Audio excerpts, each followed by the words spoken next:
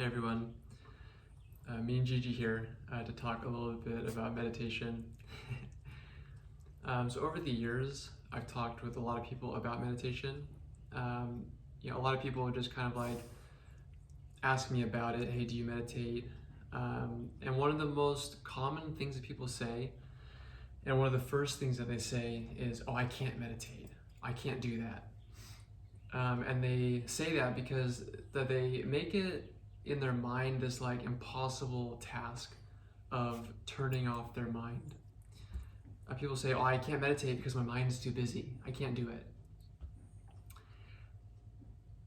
And one of the first things that comes to my mind is, well, if meditation is the practice of allowing the mind to slow down and then maybe, at some point come to that still point, stillness and silence, well, then the fact that you are not able to experience a slow mind right now or a still mind right now, that is the exact reason why we should be meditating.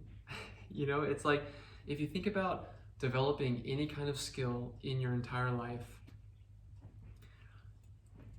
if you didn't start practicing it just because you weren't good at it, then you would never do anything. Like, for example, if you're trying to become a better writer, then you start to write. Even if you're the worst writer on the face of the earth, if you want to start writing better, then you start to write.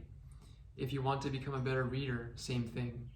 If you are wanting to pick up playing the guitar, you don't not start just because you're like, "Oh, I can't play, therefore I can't do it." It's like, well, I want to do it, and that just because I can't play right now, it doesn't mean that I can't learn and get better at it. So it's the same thing with meditation, but it really just depends on if you want to do it. But we say this thing, I can't do it. And then therefore we're disempowering ourselves. But do you want to or do you not want to? That's really like a more important question. But whether you want to or not want to, it's totally fine. It doesn't really matter. But the whole thing about I can't turn off my mind, that is something that really kind of gets us psyched out from starting. And this is a mentality that we bring with us into it's like a lot of things in our life, and it's this thing that I have to do something. I am doing something. I have to do it.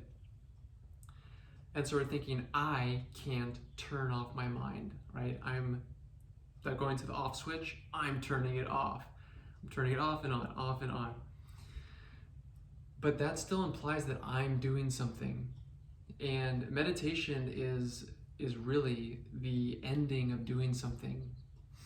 It's kind of taking the hands off of the obsession of going on and off with the switch. So it's like that we sit down and you come to your point of focus, which is maybe the breath, let's just say, and you just make the best effort to keep bringing your mind back to that point of focus. You just have the intention to bring your attention back to that point of focus, and the whole point of that point of focus is just to let everything else be. So we're not even trying to concentrate. Even that is something to let go of. You're just keeping your point of focus as best you can on whatever point of focus you choose. Maybe it's the breath. And then as you're focusing on that, you just let everything else be. That's it. And that's kind of what I think about. What I think about as what meditation is, like for me at this point in my practice and life, is the practice of letting things be. And that's the same thing as saying letting it go, letting it be, letting it go. But with letting it go, there's kind of this connotation of still I'm doing something, I'm letting it go. But letting it be, I think, is a little bit more useful because that really implies the hands-off nature of letting something go. It's kind of like if you were to think about if you have a dog on a leash and you're like, I'm going to let this dog go, I'm going to set him free. So you just take the leash, unhook it, and then after that, you don't do anything. You allow the dog to do whatever it wants to do. If it wants to run off right away, great. If it wants to sit next to you and stay with you, great. If it wants to like mosey around, sniff around the area, and then do its own thing, great. But the only thing that you did was let it go, let it be. And so this is one of the huge skills that we build during meditation practice, is the internal skill of letting things be. And as we build that skill, I mean, life becomes so much easier because things don't bother us as much anymore. We aren't obsessed with having everything around us and every person around us being exactly to our liking and fitting our preferences all the time, because we have dedicated a practice to letting things be. And then we get a lot more familiar with the impermanent nature of everything. Nothing lasts forever. But that's kind of the mindset that we get stuck in, is we think that things are going to last forever. Very, very, very subconsciously we do this, and we don't even know that we're doing it. But if we start to understand more and more, that thought, that used to really bother me, and I used to really want it to get the hell away from me, because I was thinking in that moment that it's never going to leave me, and my life is never going to be that pleasant unless it's gone right now. And we're making that, the unpleasant thought, permanent without even knowing it. But if we just sit with it and we allow it to be there and notice it, right, come back to the point of focus, then we'll experience that thought fading away. And then it won't have so much power, it won't be so scary. And it's the same thing with some emotion we feel in the body.